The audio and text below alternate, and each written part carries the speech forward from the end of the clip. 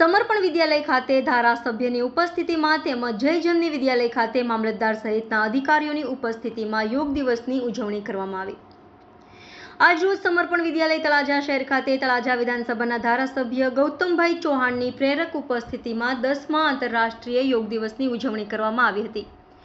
આ યોગ દિવસ નિમિત્તે તળાજા શહેરમાં રહેતા જિલ્લા ભાજપના હોદ્દેદારો તથા તળાજા શહેર ભાજપ સંગઠનના હોદ્દેદારો તથા સમર્પણ વિદ્યાલયના વિદ્યાર્થીઓએ ભાગ લઈ યોગાભ્યાસ કર્યો હતો તેમ દિનેશભાઈ પરમારની યાદીમાં જણાવાયું છે। તેવી જ રીતે જય જનની વિદ્યા સંકુલ બપાડામાં અતિ ભવ્ય રીતે ઉજવણી કરવામાં આવી।